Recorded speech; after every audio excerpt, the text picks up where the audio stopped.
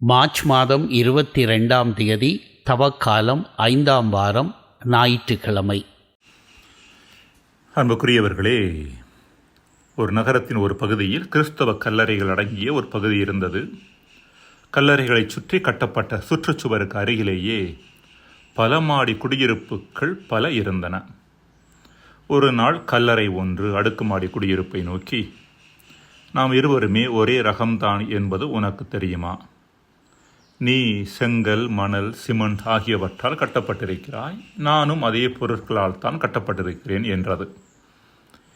இதை கேட்டு அதிர்ச்சி அடைந்த அந்த அடுக்குமாடி குடியிருப்பு, என்ன தைரியம் இருந்தால் உன்னையும் என்னையும் ஒரே ரகம் என்று சொல்லுவாய்? நீயோ மக்கள் வர பயப்படுகிற மயானம், நானோ மக்கள் விரும்பி தேடுகிற குடியிருப்பு பகுதி. உனக்குள்ளே ஒரு முறை வந்தவர்கள் மீண்டும் வெளியே வருவதில்லை. காரணம், அவர்கள் செத்தவர்கள். வந்தவர்கள் மீண்டு வருவதற்கு உன்னிடம் வழி இல்லை. நானோ மக்கள் வந்து செல்லக்கூடிய வகையில் கட்டப்பட்டிருக்கிறேன். என்னிடம் இருப்பவர்கள் எல்லோருமே உயிரோடு இருப்பவர்கள். உயிரோடு இருக்கின்ற மனிதர்கள் வாழும் என்னையும், செத்த மனிதர்களை தாங்கி இருக்கும் உன்னையும் நீ ஒரே மாதிரி கருதுவது எனக்கு அதிர்ச்சியாக இருக்கிறது என்றது. அதற்கு கல்லறை, ரொம்பவும் அலட்டிக்கொள்ளாதே. உன்னிடம் இருக்கிற பல மனிதர்கள் உடலில் வேண்டுமானால் உயிரோடு இருக்கலாம், உள்ளத்தில் செத்தவர்களாகத்தான் இருக்கிறார்கள். உன்னிடத்தில் இருக்கும் பலர் நடைபிணங்கள். எனவே நீயும் ஒரு வகையில் கல்லறையே. நான் வெளிப்படையான உண்மை, நீயோ பூசி மெழுகி அலங்கரிக்கப்பட்ட பொய். அதாவது, என்னிடம் இறந்தவர்கள் இருக்கிறார்கள் என்பதை பட்டவர்த்தனமாக ஏற்றுக்கொள்கிறேன். ஆனால் நீயோ உன்னிடம் செத்தவர்கள் இருக்கிறார்கள் என்கிற உண்மையை ஏற்றுக்கொள்ள மறுக்கிறாய். எனவேதான் மனிதர்கள் உன்னை விரும்புகிறார்கள், என்னை யாரும் தேடுவதில்லை என்று சொன்னதாம். அன்புக்குரியவர்களே, கல்லறை என்பது செத்த மனிதர்கள் வைக்கப்படும் இடம். வேறு வகையில் சொல்லப்போனால், செத்த மனிதர்கள் எங்கெல்லாம் இருக்கிறார்களோ அவ்விடமெல்லாம் கல்லறைகளே. சாவு என்பது உடலில் இருந்து உயிர் பிரிவது மட்டுமல்ல, மேலும் 2 வகையான சாவுகள் உண்டு. அவை குறித்து வாசகங்களுக்கு பின்பு வருகிற சிந்தனையில் நாம் சிந்திப்போம். முதல் வாசகம், இறைவாக்கினர் எசேக்கியேல் புத்தகத்திலிருந்து வாசகம். அதிகாரம் 37, இறைவசனங்கள் 12 முதல் 14 முடிய.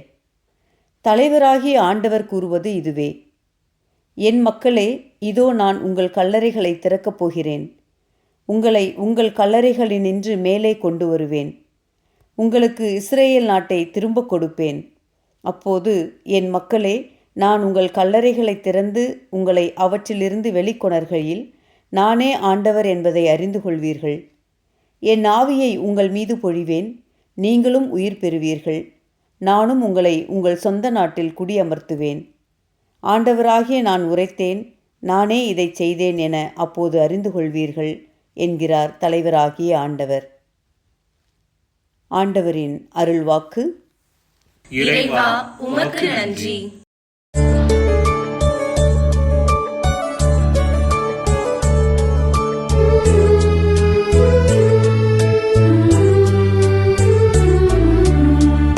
ஆண்டவரிடமே பேரன்பும் மீட்பும் உள்ளது.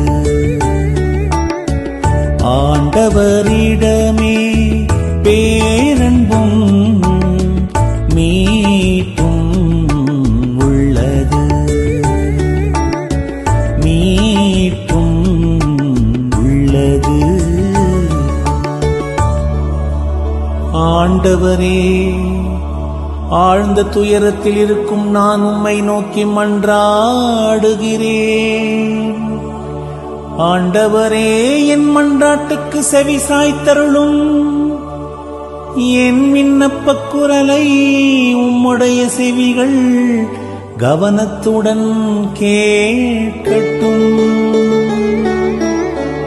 ஆண்டவரிடமே பேரன்பும் மீட்பும் உள்ளது.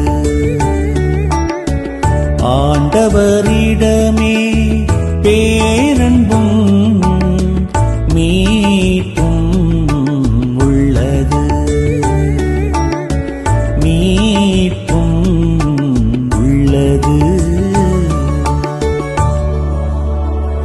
ஆண்டவரே, நீர் எம் குற்றங்களை மனதில் கொண்டிருந்தால் யார்தான் நிலைத்து நிற்க முடியும்? நீரோ மன்னிப்பு அளிப்பவர், மனிதரும் உமக்கு அஞ்சி நடப்பர். ஆண்டவரிடமே பேரன்பும் மீட்பும் உள்ளது. ஆண்டவரிடமே பேரன்பும் மீட்பும் உள்ளது. மீட்பும் உள்ளது. ஆண்டவருக்காக ஆவலுடன் நான் காத்திருக்கின்றேன். என் நெஞ்சம் காத்திருக்கின்றது. அவரது சொற்களுக்காக ஆவலுடன் காத்திருக்கின்றேன். விடியலுக்காய் காத்திருக்கும் காவலரை விட, விடியலுக்காய் காத்திருக்கும் காவலரை விட என் நெஞ்சம் என் தலைவருக்காய் ஆவலுடன் காத்திருக்கின்றது. ஆண்டவரிடமே பேரன்பும் மீட்பும் உள்ளது. ஆண்டவரிடமே பேரன்பும் மீட்பும் உள்ளது. மீட்பும் உள்ளது. பேரன்பு ஆண்டவரிடமே உள்ளது. மிகுதியான மீட்பு அவரிடமே உண்டு. எல்லா தீவினைகளினின்றும் இஸ்ரவேலரை மீட்பவர் அவரே. ஆண்டவரிடமே பேரன்பும் மீட்பும் உள்ளது. ஆண்டவரிடமே பேரன்பும் மீட்பும் உள்ளது. மீட்பும் உள்ளது.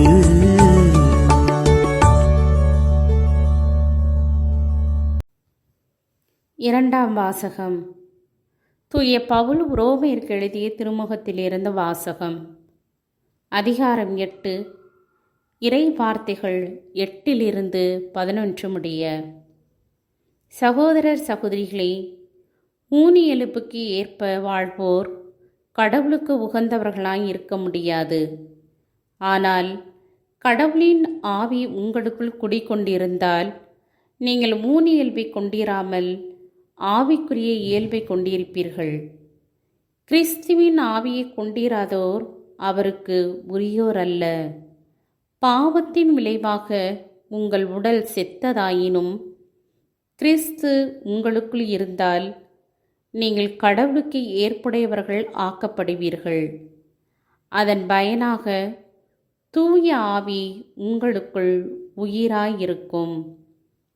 மேலும் இறந்த இயேசுவை உயிர்த்தெழச் செய்தவரின் ஆவி உங்களுள் குடிக்கொண்டிருந்தால் கிறிஸ்துவை உயிர்த்தெழச் செய்த அவரே உங்களுள் குடிக்கொண்டிருக்கும் தம் ஆவியினாலே சாவுக்குரிய உங்கள் உடல்களையும் உயிர் பெறச் செய்வார்.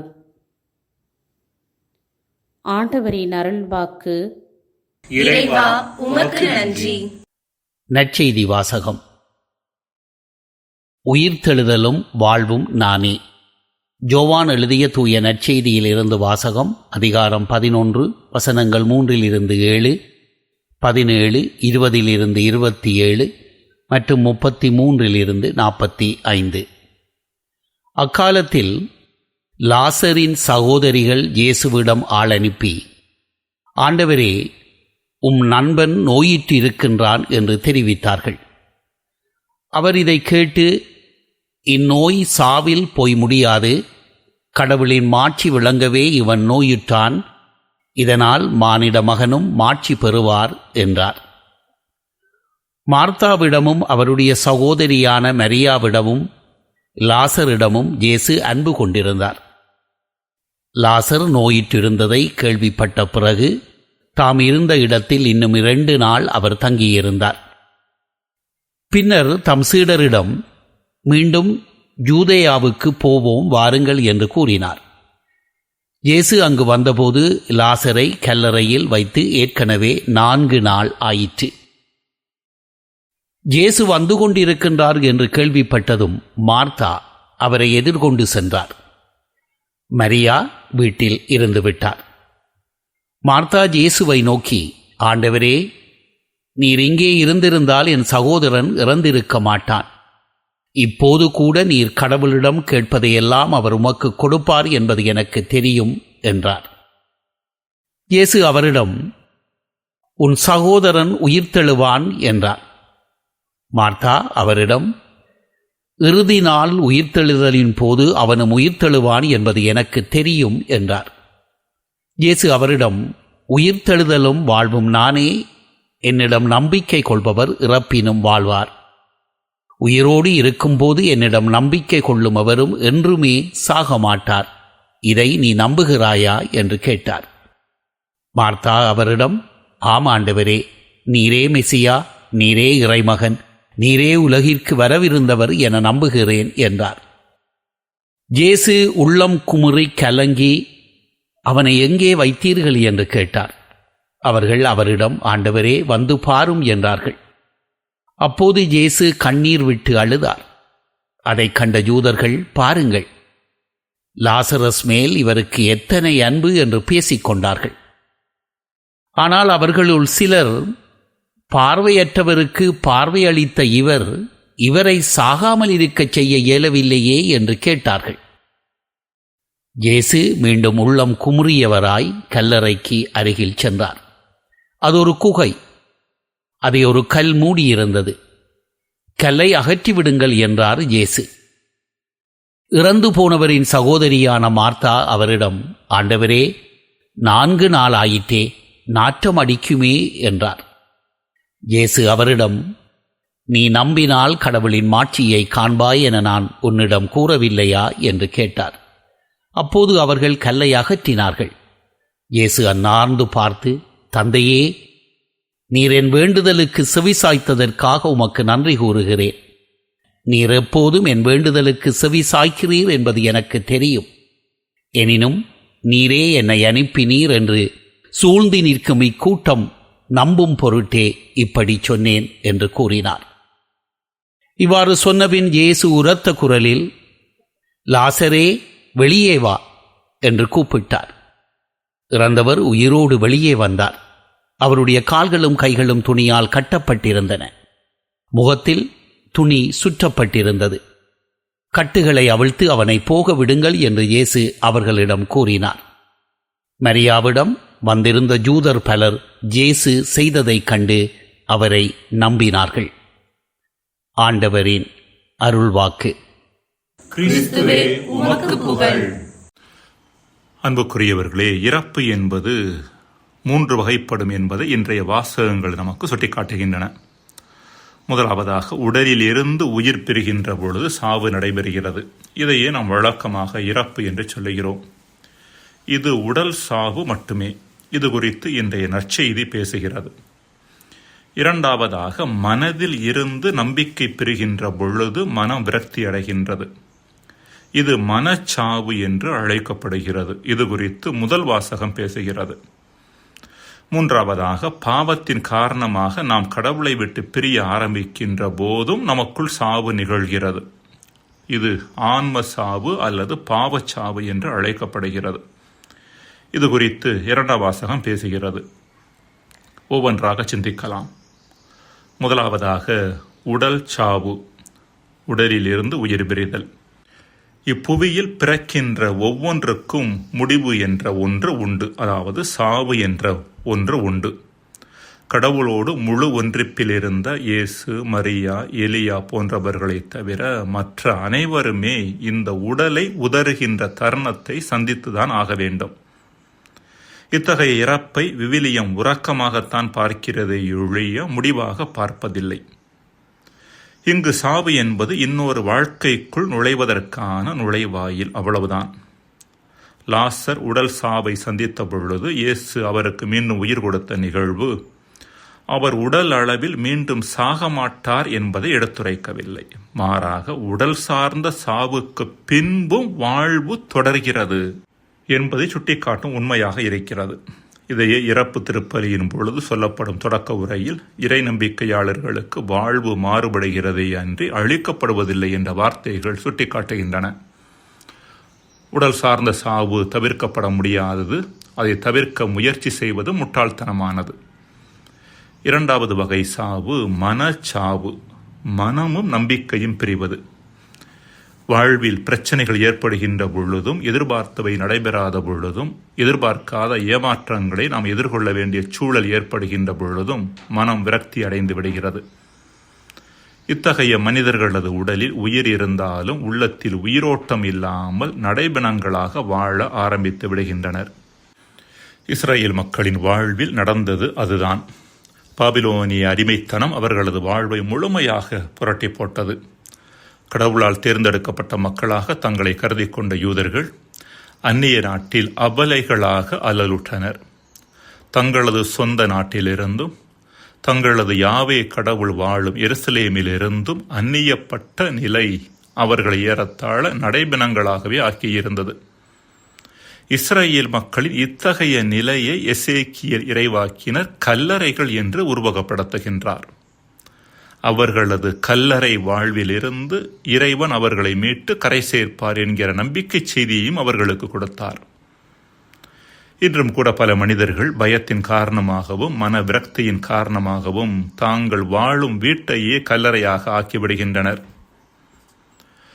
மூன்றாவதாக பாவச்சாவு. மனிதர் கடவுளிடமிருந்து பிரிவது. மனச்சாவுக்கான ஒரு முக்கியமான காரணம் பாவச்சாவு. பாவம் செய்யும் மனிதர்களது வாழ்வில் இரு பிரச்சனைகள் ஏற்படுகின்றன. ஒன்று, அவர்கள் கடவுளை விட்டு பிரிகின்றனர். இரண்டாவதாக, கடவுள் தங்களோடு இருப்பதை மறந்து விடுகிறார்கள். இந்த இரண்டு கருத்துக்களும் ஒன்றுக்கொன்று எதிரானது போல நமக்கு தோன்றக்கூடும். அதாவது, கடவுளை விட்டு நாம் பிரிந்த பின்பு அவர் எப்படி நம்மோடு இருக்க முடியும் என்கிற கேள்வி நமக்குள் எழும்புவதற்கான வாய்ப்பு உண்டு.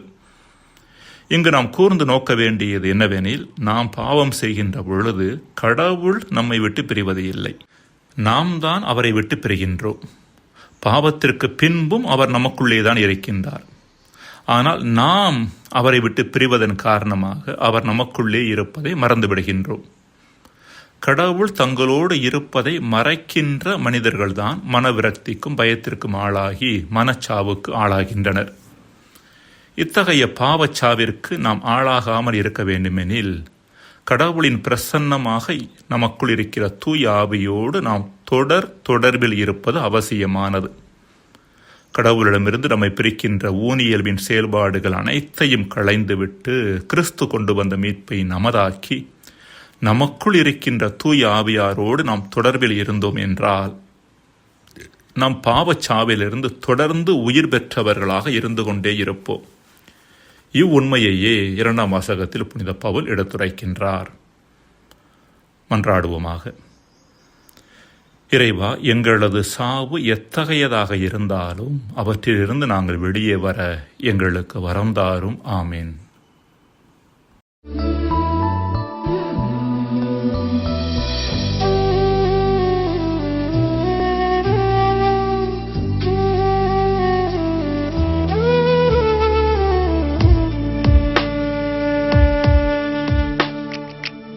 எனக்கு துணை செய்யும் ஆண்டவர் என் பக்கம் உள்ளார். அவர் என் அருகினில் இருப்பதால் நான் ஏன் அஞ்ச வேண்டும்? எனக்கு துணை செய்யும் ஆண்டவர் என் பக்கம் உள்ளார். அவர் என் அருகினில் இருப்பதால் நான் ஏன் அஞ்ச வேண்டும், நான் ஏன் அஞ்ச வேண்டும்.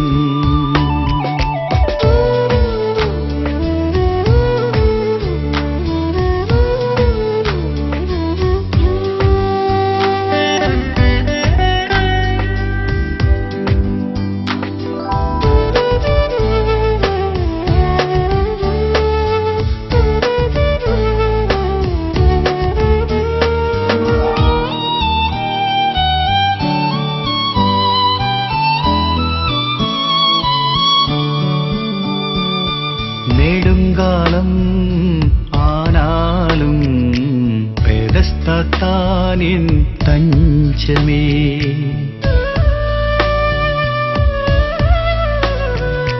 நெடுங்காலம் ஆனாலும் பெதஸ்தானின் தஞ்சமே, இரக்கமாயன் அருகிலே வந்து எழுப்பி விடுவார் என் இயேசு, இரக்கமாயன் அருகிலே வந்து எழுப்பி விடுவார் என் இயேசு, என்னை நடக்க செய்வார் என் இயேசு, என்னை நடக்க செய்வார் என் இயேசு. எனக்கு துணை செய்யும் ஆண்டவர் என் பக்கம் உள்ளார், அவர் என் அருகினில் இருப்பதால் நான் ஏன் அஞ்ச வேண்டும், நான் ஏன் அஞ்ச வேண்டும்.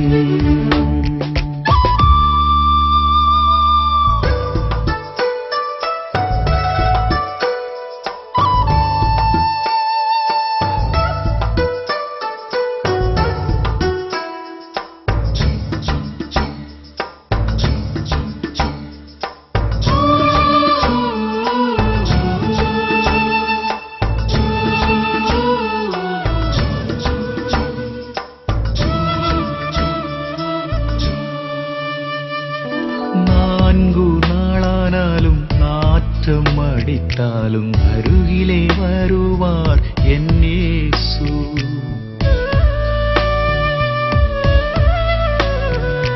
நான்கு நாளானாலும் நாற்றம் அடித்தாலும் அருகிலே வருவார் என் இயேசு, உரத்த குரல் எழுப்பி கண்ணீர் சிந்தி வேண்டுதல் செய்வார் என் இயேசு, உரத்த குரல் எழுப்பி கண்ணீர் சிந்தி வேண்டுதல் செய்வார் என் இயேசு, என் கட்டுகள் அவிழ்ப்பார் என் இயேசு, என் கட்டுகள் அவிழ்ப்பார் என் இயேசு. எனக்கு துணை செய்யும் ஆண்டவர் என் பக்கம் உள்ளார், அவர் என் அருகினில் இருப்பதால் நான் ஏன் அஞ்ச வேண்டும், எனக்கு துணை செய்யும் ஆண்டவர் என் பக்கம் உள்ளார், அவர் என் அருகினில் இருப்பதால் நான் ஏன் அஞ்ச வேண்டும்.